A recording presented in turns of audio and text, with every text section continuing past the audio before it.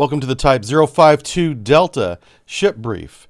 This ship is commonly referred to as the Luyang III, also known as the Red Aegis. This was China's most successful attempt at mimicking a Aegis-class cruiser, or destroyer in this case. It's very similar to the American Arleigh Burke in capability. It's not quite as capable, doesn't have as many weapons, but it's just another step in that generational direction.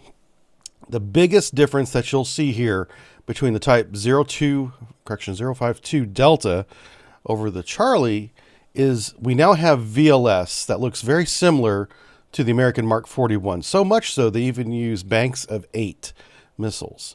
It is suspiciously similar to what America has developed. So they either somehow got, engineering drawings and copied it, or they just mimicked us and made their own. Either way, it was inspired by the Mark 41, apparently. So this VLS, it can carry a number of missiles. This is the first time where one VLS cell can carry, a surface-to-air missile, can carry an anti-ship missile, can even carry their version of a land attack missile in the VLS here. Something to note right away, and we're going to go over the problems with this ship. One of the biggest ones is there isn't enough depth in the keel below the deck for the 4-in-1 missile tubes. In other words, only 10 of the forward VLS cell of 32 are deep enough, 18 meters down, to hold the larger land attack and anti-ship missiles.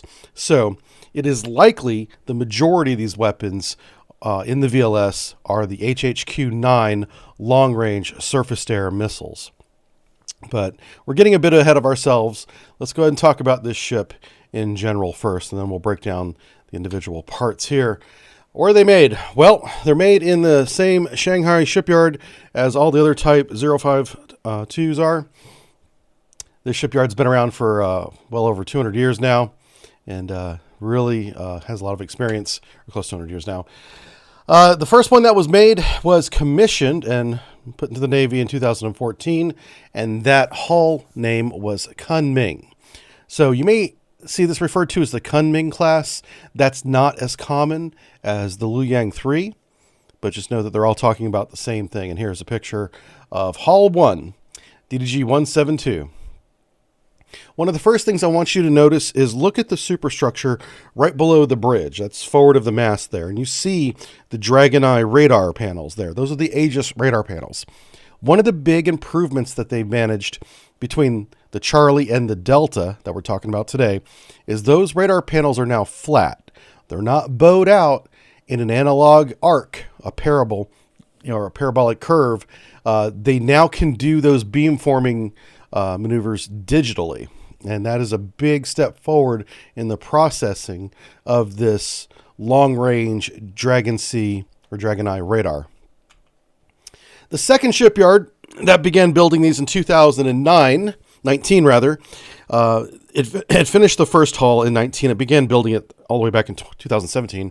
Is the Dalian shipyard, and that's the one that's way up north in the Liaoning province, basically, right across the Yellow Sea from North Korea, to give you an idea how far north this thing is. And so they really like this version of the Type 052 so much that they are now using 2 shipyards to build as many as they can possibly pump out at a time. Here's a list of all the ones that they've built up to the time of this recording. We're going to talk about the first 3 batches. There is a 4th batch that we'll talk about at the very end. It's not built yet, so we're gonna hold off on that. But here you go. You got the first 2 batches are very similar in that it's 13 ships. The second batch added an active passive towed array, which is a significant capability in anti-submarine warfare. So that's why we call batch 2 different than batch 1, because it is likely that every ship after DDG 155 will have an ASW role, because the ones before that had less capable hull-mounted sonars. To be clear, they did have sonars. They just did not have the towed array sonar that is much more capable than any hull-mounted sonar will ever be. And then finally, Batch 3, they completely redesigned the rear end of the ship in terms of the hangar and the landing area that you'll see to accommodate the new Z-20 large helicopter. So the first 13 hulls, they can only have the smaller helicopters like the K-28. After hull 14 and beyond, they can have the Z-20, heavy-duty, heavy-lift helicopters. All right, so here's the Luyang III by the numbers. Nice little profile shot, courtesy of seaforces.org. Thank you for that. She's approximately 7,500 tons. This number's varied widely across the internet, but most sources agree that it's somewhere in the vicinity of 7,500. 157 meters long, 17 meters wide, 32 knots max speed publicly. Crew of 280. That's a large crew for this ship, but they that's what they put on it. Co-diesel or gas whenever it wants to run its engines. It is running the QC280 GT gas turbines. We'll talk more about that when we get to the engine part of the brief. The MTU 20s, those are the same diesels that we've had on the previous version of this ship. Nothing changed as far as the diesel goes. And then she does have two shafts with controllable pitch propellers, which means that she can change the bite of the blade into the water by changing the angle of it. She has 64-cell VLS. Most of those carry the HHQ-9 Bravo long-range surface-to-air missile. Something specific about this missile. This is the same missile that is used on the Slava class, just the Chinese version of it. It cannot shoot down an anti-ship missile, a cruise missile that's sea skimming. It does not have that ability. It can, however, shoot down anything in the air, anything above sea skimming, airplanes, helicopters, but it will not defend the ship against a missile attack. Okay, the YJ-18 anti-ship missile and land attack variant is a very capable missile. This missile is terrifying, and we'll talk a little bit about that in detail. But the YJ-18 is probably the most advanced anti-ship missile in the world, and I'll tell you why that is here in a second. They do have ASROC torpedo capability shooting out of the VLSs. Keep in mind, they have 64 VLS tubes, and they can put all these different missiles in it. So it doesn't mean they have 64 of each. It's just a total together add up to 64. And remember, only 10 of those estimated can carry the YJ-18. Okay. Back above the hangar, you see the HHQ-10 surface-to-air missile. That's a very short-range point defense missile, very similar to our RIM, Evolved Sea Sparrow defense. And then there's a Type 730. There's also a Type 1130 point defense Sea Whiz. The number 7 and the number 11 are just the number of barrels, okay? So it's the same system, just the 11-barrel variant has a much higher rate of fire. There are two triple-mounted torpedo mounts, port and starboard, right there next to the hangar, and 4 decoy launchers, and they can carry 1 helicopter in this variant. As far as sensors go, Dragon Eye radar, those are the big flat panels we talked about. And then they have the same 366 air search radar there on the top. The 517 Bravo air surveillance radar. And then the LJP 340 fire control radar, which controls the Sea Whiz. The 344, which is like bandstand fire control radar for the gun on the front. Active passive towed array like I talked about. And she does have electronic countermeasure called the H726. All right, so here's this engine.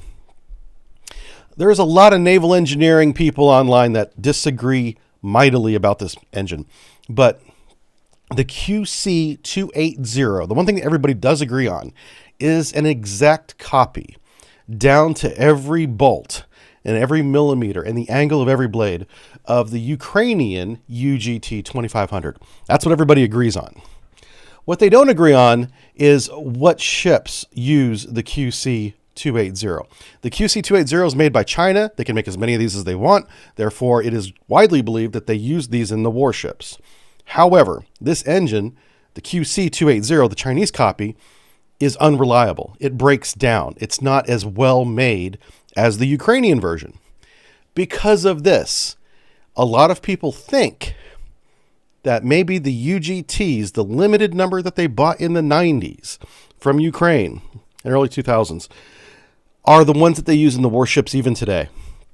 That's the controversy.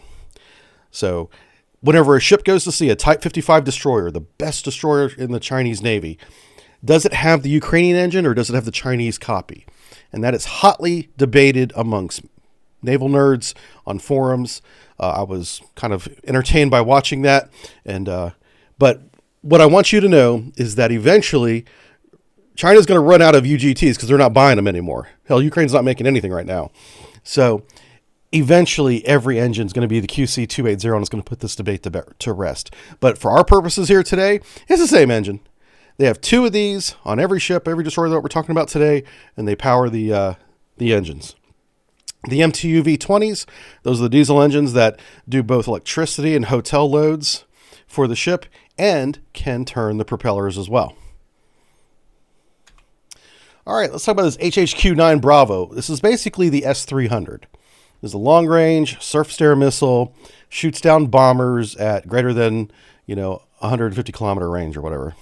It's a very long-range missile, but it does not have the ability to fine-tune and home in on a small sea-skimming missile. So this thing is very good at shooting down airplanes, helicopters, bombers, you name it, at very long ranges. It's fleet defense. It's cold launch. It's VLS housed, and they can carry one of these in every single VLS tube. There's no limit to these. But this is not a defensive weapon when it comes to defending the ship against an attack, except for shooting down the airplane. It cannot shoot down incoming missiles. The YJ-18, this thing called Eagle Strike is terrifying. They named it Eagle Strike because it was designed with the idea of sinking American ships. And the way it works is very interesting. It is based on the Russian Club missiles. These are a lot of missiles that we've seen launched into Ukraine, shipborne missiles. It's part of that family.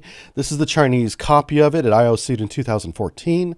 And what makes this missile special is that the anti-ship variant is a subsonic sea-skimming missile, much like the Exocet and the Harpoon, that has a range of over 500 kilometers. It is an extremely long-range missile, and it does fly very low to the ocean. It is below the typical Exocet and Harpoon profile in a calm sea state.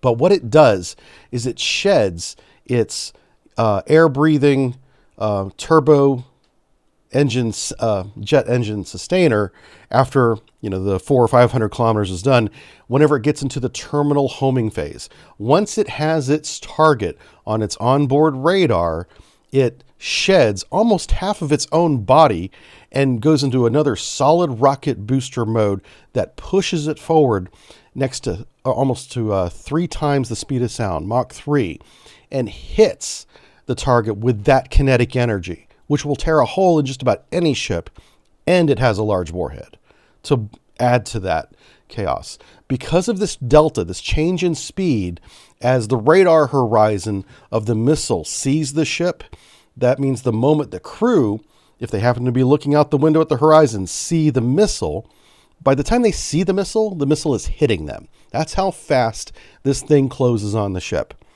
It is a point defense nullifier.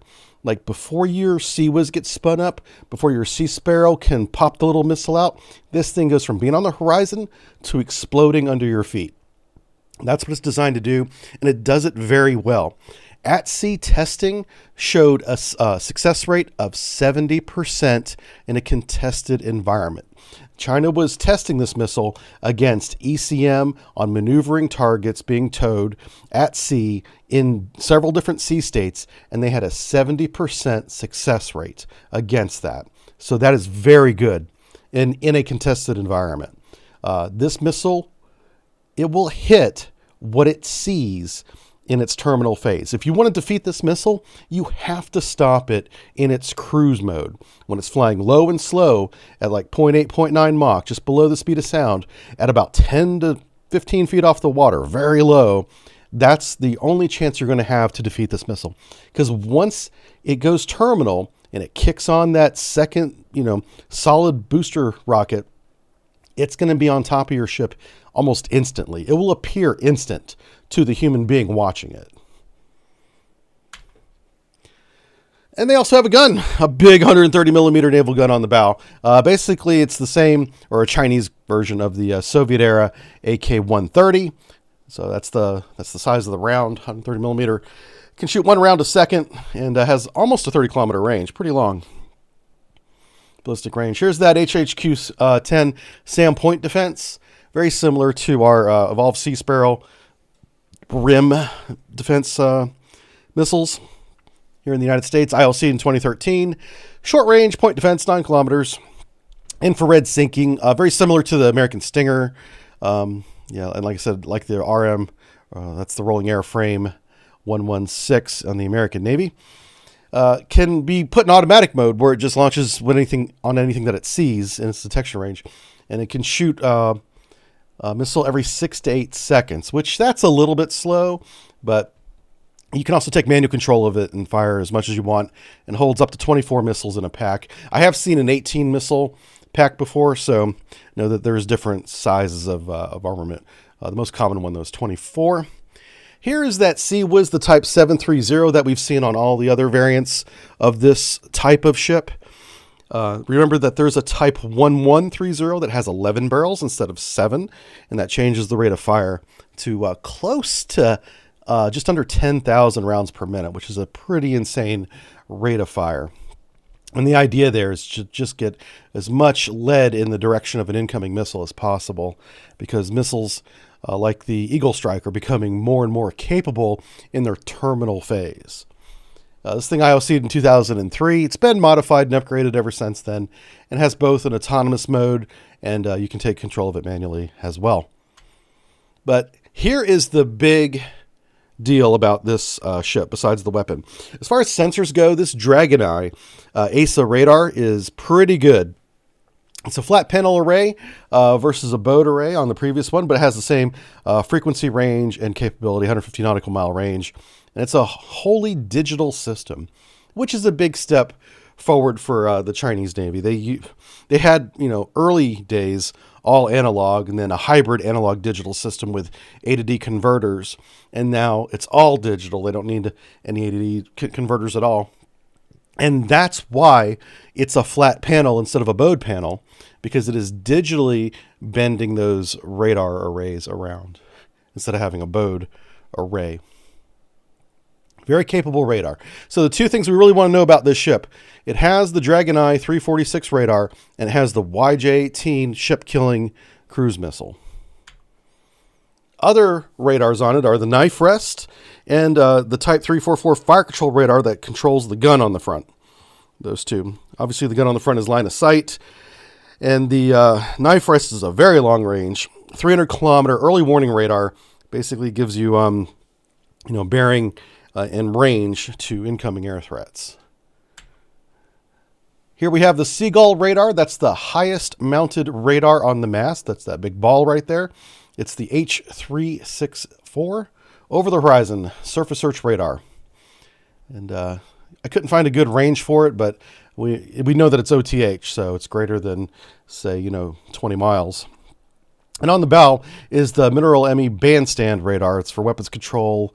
Also does data link for the YJ-62 missiles, and it operates in the I band. All right, let's go to Batch 2. Batch 2 is hulls 9 through 13, and the only difference here is they cut some holes in the back end of the ship, and that's where they fish in and out a couple towed arrays. But these towed arrays are very capable. They're both active and passive towed arrays. And they trail these towed arrays, 2-3 miles behind the ship. And one thing that makes that very effective is that own ship's noise is very far away from the array, making it like a microphone in the water, or hydrophone in the water, just listening around. Very sensitive. It doesn't have all that interference that a hull-mounted sonar array has. And it can go active. So it can ping out, listen for a return, and it's pretty capable. It's called the H311 towed array. Type 052DL, okay? So this is Batch 3. Batch 3 is often referred to as DL because it has lengthened a hull by 4 meters. So we're going to obviously include this in the lecture because it's still part of the same type of 052D that we've been talking up to this point. So it's a larger hangar. It accommodates the Z-20 helicopter, which is basically an American Seahawk. It is a straight-up copy of the Sikorsky helicopter the United States uses. It in every way matches what our capabilities are in terms of, efficiency, speed, range, weapons loadout, carry capacity. They basically stole our helicopter design. And it has a new air search radar as well. You can see the knife rest radar now has what looks like a frame around it, and that is the Type 517 Bravo air search radar. Don't have a lot of information on that yet. We assume that it's more capable, but the previous version had a 300-kilometer range, so they're probably not getting more range out of it. They might be getting more fidelity at 300 kilometers. That's a possibility too. But just know that the DL is a longer ship, can carry the larger helicopter, and still continues to have the towed array as well. The towed arrays are on both the Batch 2 and Batch 3. All right. So that's it for the first 3 batches. Just real quick, these are good fleet defenders for long-range air detection and engagement. That's what they do. They do have a large magazine, so they have 64 of those VLSs. Good for them. The problem is, and maybe you picked up on this, is they don't have the ability to engage cruise missiles that are sea skimming. It is likely they won't even see them with that radar. They'll need to be told about sea skimming incoming missiles from other platforms, whether it's their own helicopter or another ship with an X-band radar that can see it. So not only are they blind to sea skimming missiles, they're also unable to engage the sea skimming missile until that missile comes within range of the HHQ-10 defense, which is very short range, less than 10 kilometers, probably more like a 9 or 7 kilometer engagement range. Remember that HHQ-10 is that Stinger missile, basically. So you got this mount above the hangar looking in the direction of the incoming attack, shooting this short-range surface-to-air missile, hoping to engage an incoming, Harpoon or Exocet or whatever it is. And while that might be successful, it can only shoot one missile every 6 seconds. So you shoot 2 missiles at this thing, it's going to shoot down one maybe. That second one is going to hit before it gets a chance to get another shot off. So it is very vulnerable to cruise missile attack, ironically. And it has very capable anti-ship cruise missiles itself. So that's something that they do address in later versions that we're going to talk about in future videos. But the Achilles heel of the Type 052 Delta is the anti-ship cruise missile, even the old Harpoon subsonic ones. It simply doesn't have any system capable of engaging it over the horizon. It has to wait until the Harpoon gets within less than 10 kilometers before it can begin engaging. And that means it can be overwhelmed with as little as 2 or 3 Harpoon missiles because it doesn't have the time to engage all of them. And that's how you sink this thing. So the Type 05 Echo is going to replace the Seagull. This is also called Batch 4. Okay, but we're not going to do a whole lecture on the Echo. We're done with the Type 052s as of now. The 052 Echo isn't built yet. Okay, but the idea is they're going to replace the air search radar with an X-band radar. And this will provide the ability to detect and track those sea skimming missiles outside 10 kilometers and provide targeting data for semi-active homing missiles to shoot them down. Okay, so when this is built, that's what the next version is going to have. That's the Echo or Batch 4. Echo will also have the additional helicopter hangar space. It'll be 2 meters longer than the DL, so a total of 6 meters from the original length.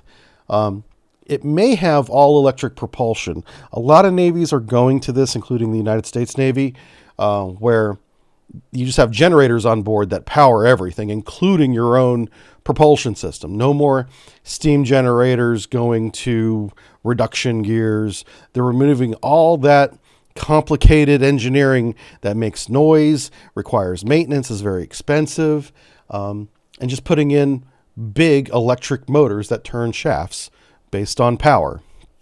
And the more power you can generate, the faster you can go. and the more systems you can support. And this is the beginning of energy, offense, and defense weapons as well, because the larger electrical capability we have on board any ship, including this one, via generation and storage capacity, can power future optical systems like lasers, and that's going to be the next big thing. And this is just another step in the very capable Type 052 series. This ship is very good. It's not the best.